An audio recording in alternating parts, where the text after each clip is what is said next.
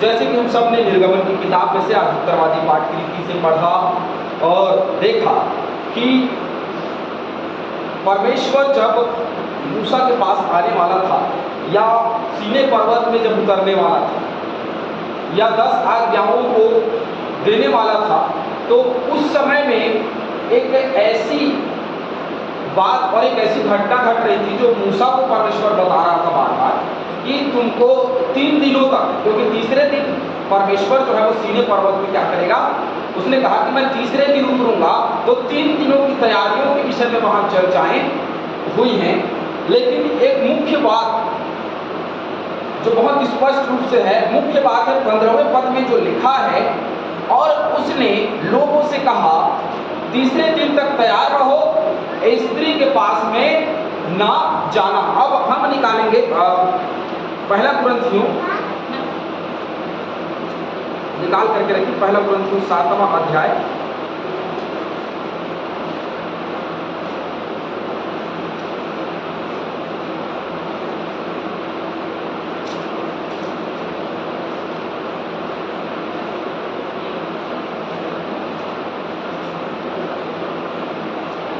और उसका 4 पद से आगे हम पढ़ेंगे, लेकिन हम उसके विषय में चर्चा करते हैं। तो यहाँ पे क्योंकि वो जगह जहाँ परमेश्वर उतरने वाला है, वो स्थान कितना पवित्र होना चाहिए, स्पष्ट रूप से मूसा को बताया कि उस स्थान के सीनै पर्वत के चारों ओर कोई भी इजरायली प्रजा जो है वो ना भटके या कोई भी उस पर्वत को ना छुए। हालेलुया। कोई भी उस पर्वत को ना छुए, क्योंकि तीसरे दिन परमेश्वर की उपस्थिति उस स्थान में होने वाली है और इसीलिए पूरी तरीके से उस स्थान में पवित्रता की आवश्यकता है। बहुत लोगों का मानना है कि पुराने नियम की बातें नए नियम पे लागू नहीं होती या नए नियम में लिखी नहीं है। आप जब पढ़ोगे सही तरीके से तो नए नियम में भी पुराने नियम की बातें लिखी हुई हैं, और ये बात कि परमेश्वर के पास जाने के लिए कितनी पवित्रता की आवश्यकता है, सेम यही बात जो है वो पहला कुरिन्थियों 7वां अध्याय उसके 4, 5 और 6वें पद को जब आप पढ़ेंगे तो लिखिए, पढ़ते जाए। पत्नी को अपनी देह पर अधिकार नहीं, पर उसके पति का अधिकार है। वैसे ही पति को भी अपनी देह पर अधिकार नहीं, परंतु पत्नी का है। तुम एक दूसरे से अलग न रहो, परंतु केवल उस समय तक आपस की सहमति से कि प्रार्थना के लिए अवकाश मिले और फिर एक साथ रहो। ऐसा न हो कि तुम्हारे असंयम के कारण शैतान तुम्हें बरते, परंतु मैं जो यह कहता हूँ वह अनुमति है, न कि आज्ञा। ये एक अनुमति है जो परमेश्वर चाहता है। यहाँ वहां पे एक आज्ञा थी, लेकिन यहाँ एक अनुमति है। आप अपनी अनुमति से, आप अपनी इच्छा से, आप अपने स्वेच्छा से क्या कर सकते हैं। यदि क्या लिखा है 5वें पद में, परंतु केवल कुछ समय तक आपस की सम्मति से कि प्रार्थना के लिए अवकाश मिले। इसके लिए अवकाश मिले। कितनी पवित्रता। पति पत्नी का रिश्ता एक पवित्र बंधन है, एक पवित्र रिश्ता है, लेकिन उसके बावजूद भी परमेश्वर ने कहा कि तुम 3 दिनों तक स्त्री के पास में ना जाना और 3 दिन तक पवित्रता बरतना। और वही बात कुरिन्थियों की पत्री में लिखा है कि स्वेच्छा से, दोनों की सम्मति से प्रार्थना के लिए क्या करना, ताकि प्रार्थना के लिए अवकाश मिले, इसलिए एक दूसरे से दूर रहना। हालेलुया। दूर रहने का मतलब आप समझ रहे होंगे। दूर रहने का मतलब आप पति को मायके भेज दीजिए या आप खुद चले जाइए, ऐसी बात नहीं। यदि कोई विशेष प्रार्थना है, हम कमजोर कहाँ होते हैं। सबसे पहले विश्वासी या सबसे पहले मसीही कमजोर कहाँ होते हैं, प्रार्थना। हालेलुया। प्रभु यीशु मसीह के चेले कमजोर कहाँ थे पता है, प्रार्थना। प्रभु यीशु मसीह गतसमनी के बाग में गए, बाहर आकर के देखा तो चेले क्या कर रहे थे, सो रहे। उनको बोला गया था कि तुम जागते रहो और प्रार्थना करते रहो तुम परीक्षा में, लेकिन उन लोगों ने प्रार्थना नहीं की, वे सब सो। तो कमजोर कहाँ होता है मनुष्य, जो मसीही है वो कमजोर कहाँ होता है, प्रार्थना। हम वचन सुनते हैं, वचन समझते हैं, लेकिन हम उसके अनुसार चल नहीं पाते क्योंकि हम प्रार्थना में कमजोर हैं। हमारी प्रार्थना ही है जो हमें शैतान से अलग करती है, जो हमें सामर्थ्य देती है कि हम दुनिया से लड़ सकें। तो हमारी कमजोरी कहाँ है? प्रार्थना। हालेलुया। यदि एक मनुष्य प्रार्थना करता है और नित्य दिन, लिखा है नित्य दिन प्रार्थना में लगे रहो, तो पौलुस यूं भी ये कह देता, चलो भाई आज मेरा मन था तो मैंने कह दिया कि प्रार्थना में लगे रहो। ऐसा नहीं है। पवित्र आत्मा की भरपूरी, पवित्र आत्मा की अगुवाई से पौलुस ने कहा कि नित्य दिन प्रार्थना में लगे रहो। और हमारी कमजोरी कहाँ होती है? प्रार्थना। हालेलुया। हम परमेश्वर से क्या मांगते हैं? क्योंकि प्रार्थना में हमारी कमजोरी है, तो हम परमेश्वर से क्या मांगते हैं? क्योंकि प्रार्थना करना पवित्रता की ओर बढ़ाता है, सामर्थ्य की ओर बढ़ाता है और परमेश्वर के समीपता में लेकर के जाता है। ये छोटी छोटी कमजोरियां हैं। यदि कोई प्रार्थना करना है विशेष, बहुत गंभीर प्रार्थना है, बहुत सामर्थ्य की आवश्यकता है, तो निश्चय ही हम दोनों अर्थात पति पत्नी दोनों एक पवित्र बंधन है, अपवित्रता नहीं है, लेकिन फिर भी परमेश्वर कहता है कि आप दूर रहो और फिर परमेश्वर के समीपता में किस दिन आना? जिस दिन परमेश्वर पवित्र पर्वत सीने पर्वत पे उतरेगा, उस दिन सब आना। हालेलुया। यही घटना दाऊद जो है अय्यूब की किताब को जब पढ़ेंगे तो दाऊद की शामूएल की किताब को जब पढ़ेंगे तो आपको दाऊद की भी एक घटना याद आती है। जब शामूएल के पास में दाऊद थे तो शामूएल ने कहा कि भाई परमेश्वर की उपस्थिति एक पवित्रता है, तो कितने पवित्र हो तुम? तो दाऊद बोलता है कि मैं और मेरे सैनिक जो हैं वो 3 दिन तक स्त्रियों का मुख भी नहीं देखे। क्यों? क्योंकि हम तो युद्ध लड़के आ रहे हैं। हालेलुया। क्योंकि हम युद्ध लड़के आ रहे हैं और हमने अपनी स्त्रियों का मुंह भी नहीं देखा, तो हम क्या हैं? पूरी रीति से परमेश्वर के समीपता में जाने के लिए क्या है? पवित्र। हालेलुया। परमेश्वर की समीपता में जाने के लिए कितनी पवित्रता की आवश्यकता है? लोगों का एक सवाल जो मेरे पास विगत दिनों पहुंचा कि परमेश्वर के पास, परमेश्वर की समीपता में जाने के लिए कितनी पवित्रता की आवश्यकता है? अब खुद की पत्नी के पास नहीं जा सकते, खुद के पति के पास नहीं जा सकते, इतनी पवित्रता की आवश्यकता है यदि परमेश्वर के पास जाना है तो, उसे प्रार्थना करना है तो।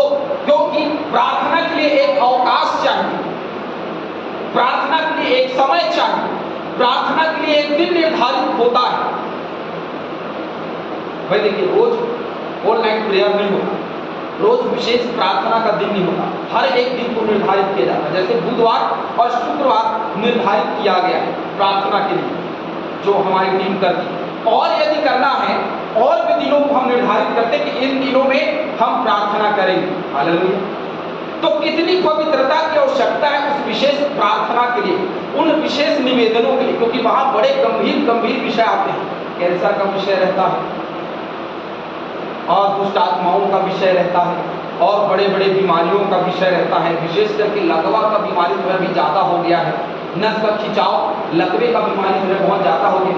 तो एक विशेष प्रार्थना है, उस प्रार्थना के लिए कितनी पवित्रता की आवश्यकता है भैया? तो बोले पूरी तरीके से पवित्र हो जाओ, अपने वस्त्र को धो लो।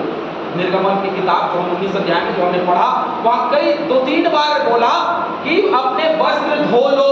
हालेलुया। अब हम अपने वस्त्र धो लें। वस्त्र किसमें धोना है? यीशु मसीह के लहू से। भाई बिना वस्त्र धोए कोई श्वेत नहीं हो सकता, कोई सफेद नहीं हो सकता। पहले वस्त्र धोना पड़ेगा और धो करके हमें एक ऐसी जिंदगी, एक ऐसा कपड़ा मिलता है जो परमेश्वर के पुत्र प्रभु यीशु मसीह ने हमको दिया।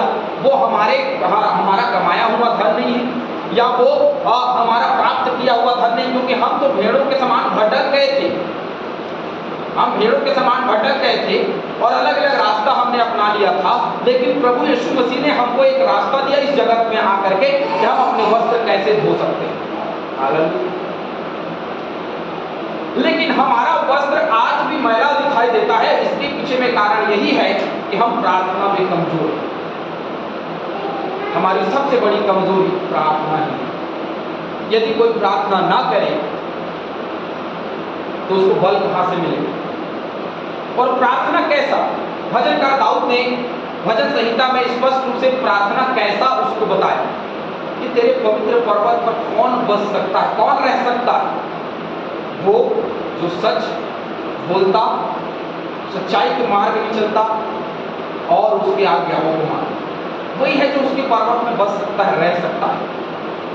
तो जो सत्य बोलता, जो सच्चाई के मार्ग में चलता, जो उसकी आज्ञा को मानता, इसके अलावा बाइबल में और क्या है जो हमको आज्ञा के रूप में मिला?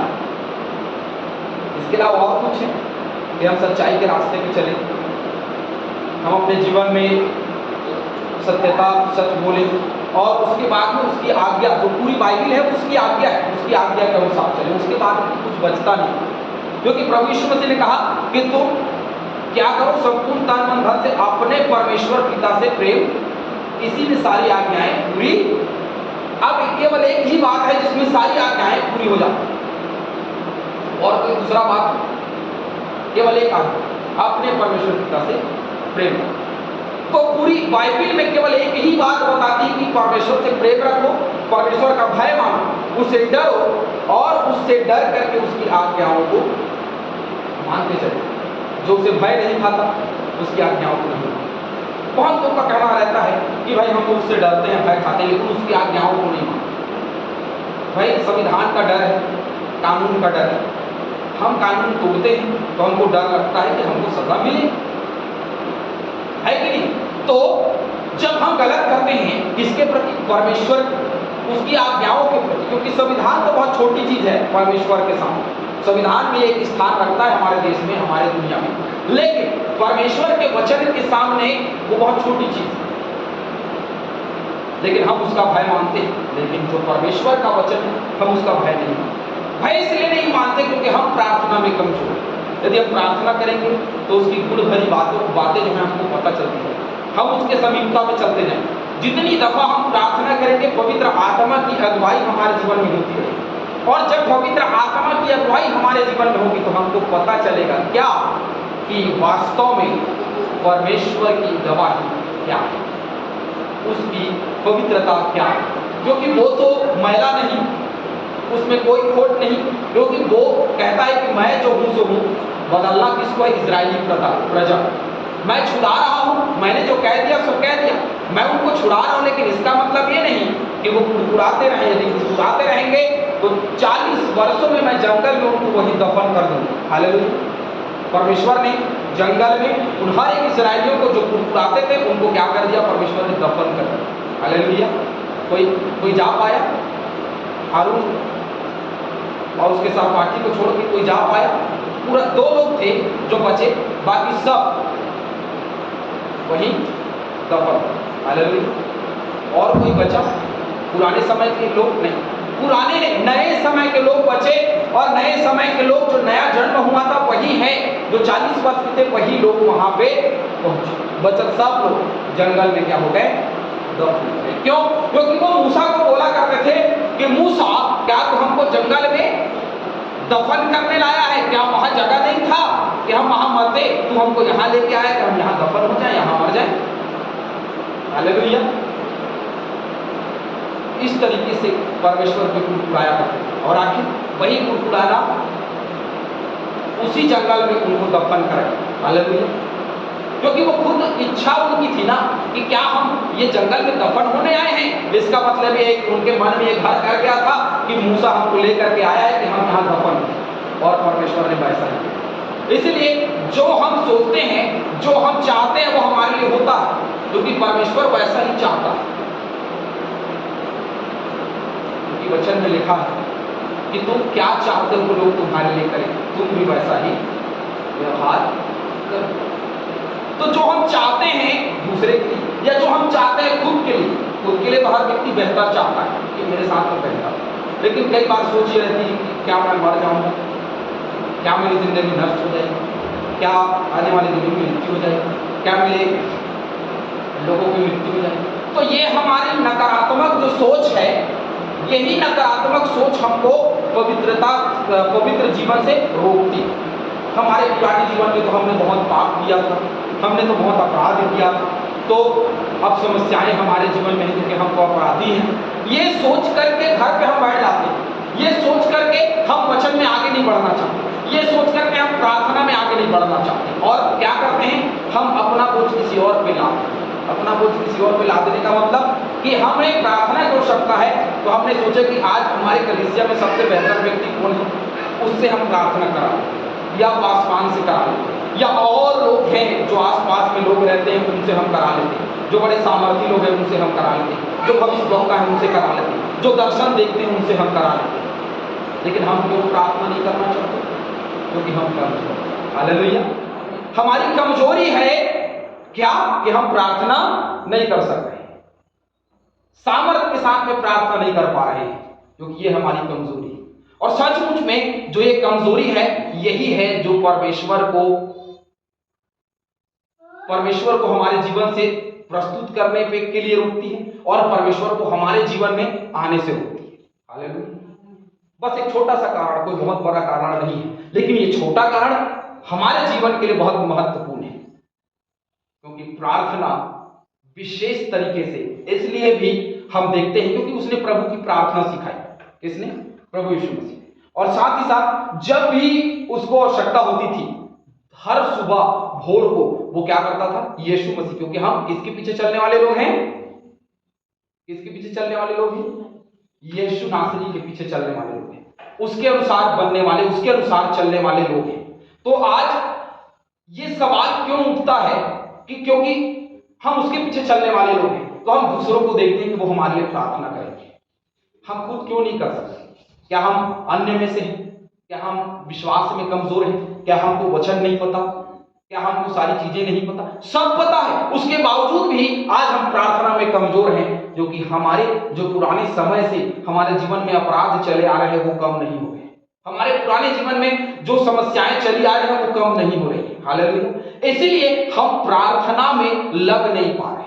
रुकावट तो है जिंदगी में, कई बार हमारे काम को लेकर के रुकावट है, कई बार हमारे सोच को लेकर के रुकावट है। रुकावट तो है क्योंकि प्रार्थना करना परमेश्वर के समीपता में, उसके करीब में, उसकी उपस्थिति में जाना है, लेकिन हम ये कर नहीं पा रहे हैं। हम प्रार्थना तो करते हैं, देखिए कई लोग प्रार्थना करते हैं भैया, ऐसे नहीं कि प्रार्थना नहीं करते, सुबह शाम तो सभी लोग, हर मसीहियों के घर में सुबह शाम प्रार्थना आराधना होती है, ऐसे नहीं कि नहीं होती। लेकिन वो प्रार्थना कितने सामर्थ्य और कितनी उपस्थिति से भरा हुआ है। कई लोग उठाते हुए प्रार्थना करते रहते हैं, कई लोग सो रहे, प्रार्थना चल रही है, परिवार के बीच में प्रार्थना का, जिसको प्रार्थना दिया गया वो प्रार्थना कर रहा है, वो भी सोच रहा है कि जल्दी से सारे निवेदन खत्म हो जाए, तो फिर उसके बाद में हम या तो भोजन के पहले या तो भोजन के बाद में लोग प्रार्थना करते हैं। भोजन से पहले किया तो जल्दी से भोजन फिर खा के सो जाए, या फिर भोजन नहीं हुआ है तो फिर भोजन हो गया है तो बोले नहीं सोना है जल्दी से, फिर सुबह उठना है। क्योंकि संसार की चिंताएं हैं और संसार का विषय हमें घेरे हुए है, इसलिए हम संपूर्ण तरीके से समर्पित होकर के परमेश्वर से प्रार्थना नहीं कर रहे। हालेलुया। मुझे किसी ने कहा, पास्टर साहब कल रात में फोन आया, मैं एक भाई से बहुत 2 घंटे तक बात की, आयुष चौहान करके, उनसे मैं 2 घंटे तक बात की। तो उनसे जब बात हो रही थी, जब वार्तालाप हो रहा था, तो उन्होंने बताया कि मैं लगातार परमेश्वर के वचनों को पढ़ते रहता हूँ, प्रार्थना करते रहता हूँ, लेकिन फिर भी मेरे मन में एक रुकावट होती है। रुकावट ये होती है कि मैं इतने दिनों से प्रभु में आगे बढ़ रहा हूँ, मेरा परिवार मुझे छोड़ दिया, सारी समस्याएं मेरी जो है, ये समस्याएं दूर क्यों नहीं होती? मैं यदि प्रार्थना कर रहा हूँ तो मेरी समस्याएं दूर होनी चाहिए, बात तो सही। यदि कोई प्रार्थना कर रहा है तो समस्याएं दूर होनी चाहिए, लेकिन हो क्यों नहीं रही है? क्योंकि वहां समर्पण नहीं। हालेलुया। हम बैठे ही हैं उस समय, भाई सुबह 4 बजे डेविड भैया उठा दिया जाए किसी को, 4 बजे किसी को उठा दिया जाए तो क्या करेगा? सो जाए, क्योंकि समर्पण नहीं है कि हमको 4 बजे उठना है। 4 बजे उठने का समर्पण होगा तो नींद पहले ही खुल जाएगा, और नींद खुल करके हम परमेश्वर से प्रार्थना करने लग जाएंगे। समर्पण की प्रार्थना हम समय नहीं मानते, हम क्या करते हैं पता है? जितना समय हमको मिलेगा हम कर लेंगे, जितना समय हमको मिलेगा हम कर लेंगे। लेकिन मूसा के लिए, इस्राएलियों के लिए परमेश्वर ने एक समय बनाया कि अगले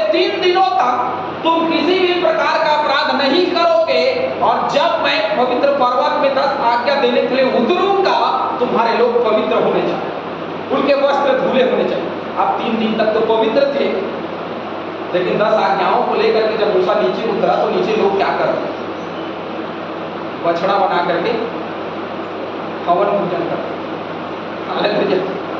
बछड़ा बना करके हवन पूजन कर रहे थे। उसको उन्होंने परमेश्वर मान लिया, बोले अब मूसा तो नहीं आया भैया, मूसा तो बहुत समय हो गया ऊपर नहीं है, क्या पता वहां जिंदा है कि मर गया, अब नीचे क्या करो, बछड़ा बना लो और परमेश्वर बना के उसकी पूजा अर्चना करो, उसी से प्रार्थना करो। यदि परमेश्वर जवाब देने में देर कर रहा है तो इसका मतलब यह है कि हम क्या करें, कहीं और चले जाएं। मैंने उनको बताया यदि परमेश्वर आपके जवाब को देने में देर कर रहा है तो कहीं ना कहीं कमजोरी था आप खुद की, क्योंकि इजरायली प्रजा की कमजोरी यही थी कि वो लगातार मुस्कुराते रहे, परमेश्वर पे संपूर्ण समर्पित नहीं रहे और कभी उन्होंने परमेश्वर पर भरोसा ही नहीं।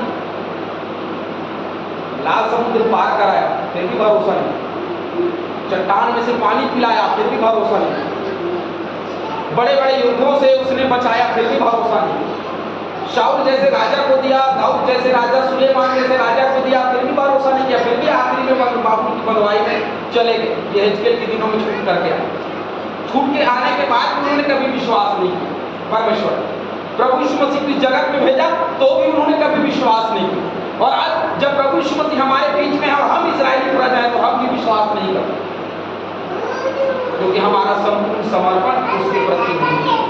प्रार्थना में हम कमजोर हैं इसलिए क्योंकि हम समर्पित नहीं हैं। हालेलुया। यदि प्रार्थना हमारी कमजोरी है तो हमको सबसे पहले समर्पित होना पड़ेगा। समर्पित हो करके हम प्रार्थना जब करेंगे तो हमारी प्रार्थना क्यों नहीं सुनी जाएगी? क्या पतरस की प्रार्थना सुनी नहीं जाती? क्या पौलुस की प्रार्थना सुनी नहीं गई? क्या उस 12 वर्ष से लहू बहने वाले स्त्री की बीमारी ठीक नहीं हुई? क्या वे जो कोढ़ी थे उनके कोढ़ चंगे नहीं हुए? क्या झोले का मारा चंगा नहीं हुआ? सब हुआ, हमारे जीवन में सब हुआ, लेकिन हम प्रार्थना में कमजोर हैं। हालेलुया। जब तक प्रार्थना में मजबूती नहीं आएगी, हमारा मुख दूसरे की ओर ना रहे, हमारा भरोसा दूसरे की ओर रहे। हम प्रार्थना करा रहे हैं, बहुत अच्छी बात, लेकिन हम ये बोल करके प्रार्थना करें कि उसकी प्रार्थना से ही मेरे जीवन में सब कुछ हो सके, तो ये गलत है, क्योंकि ऐसा तो वचन में नहीं लिखा। वचन में क्या, वचन क्या कहता है? तू क्या चाहता है कि मैं तेरे लिए करूं? जा तेरे विश्वास में तुझे जैसा मैं विश्वास करूंगा वैसा मुझे मिलेगा। मेरा विश्वास ही है जो मेरी प्रार्थना का प्रत्युत्तर दे सकता है। यदि मेरा विश्वास कमजोर है तो मैं कभी भी प्रार्थना का प्रत्युत्तर नहीं पा सकता। दूसरी, पहली बात समर्पण, दूसरी बात विश्वास। प्रभु यीशु मसीह ने यूहन्ना रचित सुसमाचार 3 अध्याय उसका 16वां वचन में, बहुत बड़ा वचन नहीं लूंगा, बहुत 16वां वचन में, जो कोई विश्वास करे वह नाश न हो परंतु जो विश्वास करेगा उसकी प्रार्थना सुनी जाएगी, जो विश्वास करेगा उसको अनंत जीवन मिलेगा। तू विश्वास कर तो तू और तेरा घराना उद्धार। यदि मैं विश्वास नहीं करूं और मैं ये बोलूं कि मेरा घराना उद्धार पाएगा, क्या उद्धार पा सकता हूं? विश्वास, प्रार्थना में कमजोर हम क्यों हैं? क्योंकि हमारा विश्वास कमजोर है। हमें विश्वास में मजबूत बनना, विश्वास को बढ़ाना है। यदि विश्वास नहीं होगा तो फिर सारी समस्याएं हमारे जीवन में रहेंगी, दुख मुसीबत तकलीफ रहेगा। विश्वास करना पड़ेगा, विश्वास करेंगे तभी हम प्रार्थना कर सकते हैं। क्योंकि देखिए, विश्वास नहीं करेंगे तो क्या करेंगे? हम उठा करके डॉक्टर के पास में जाएंगे, समस्याएं हो रही हैं, ये हो रहा है, वो हो रहा है, उसी के भरोसे। लेकिन यदि हमारा विश्वास मसीह यीशु में, तो सबसे पहले हम प्रार्थना करें और प्रार्थना कर उसके बाद बाकी काम करें। लेकिन सबसे पहले हम क्या करते हैं?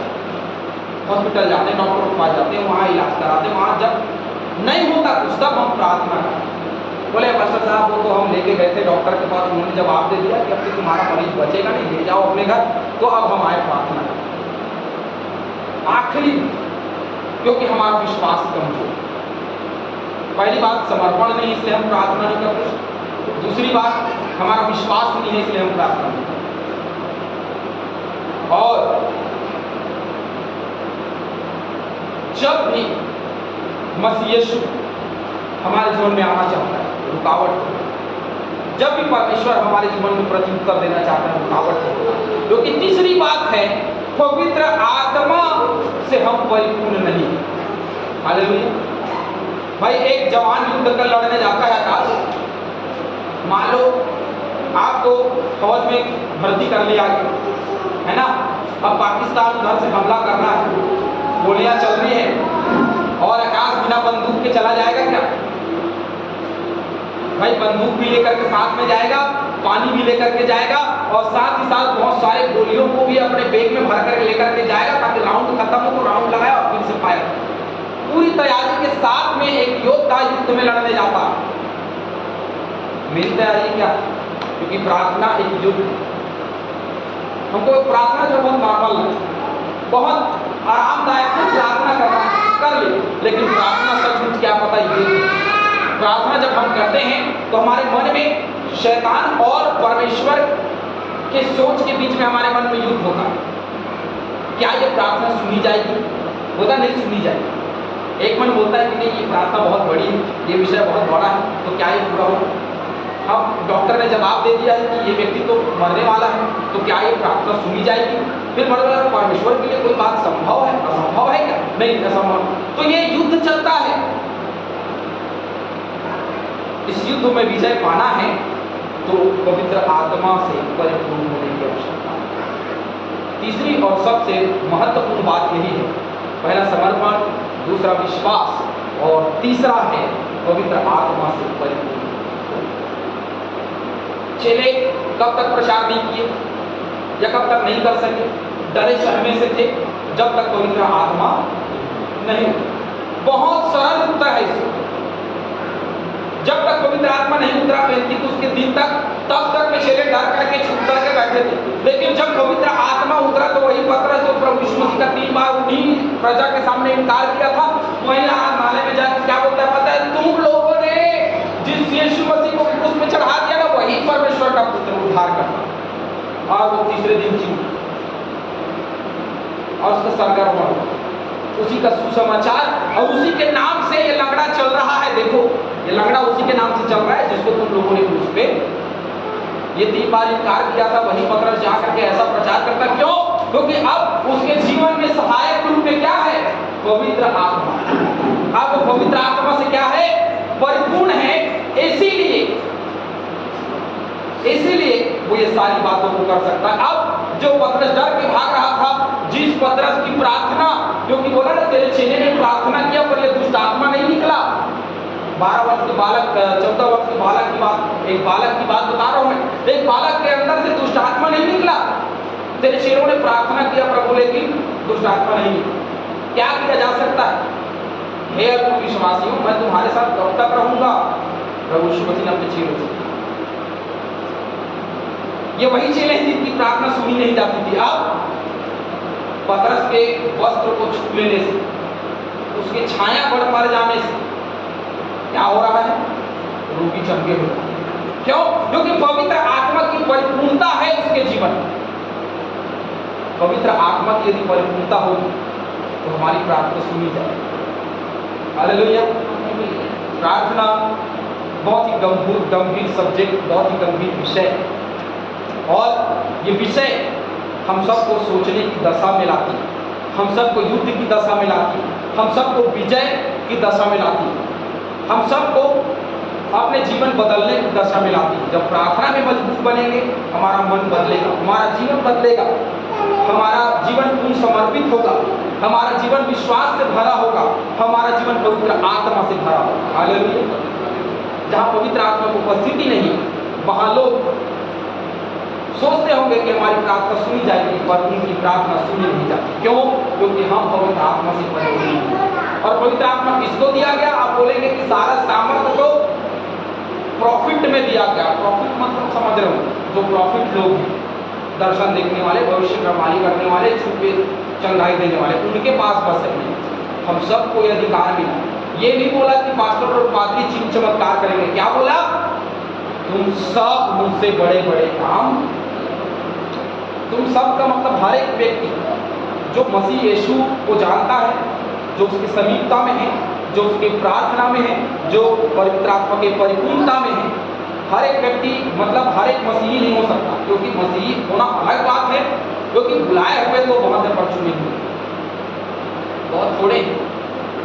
और तुमने मुझे नहीं परंतु मैंने तुम्हें, मसीह यीशु ही चुनता है और चुन करके क्या करता है, अभिषेक करता है।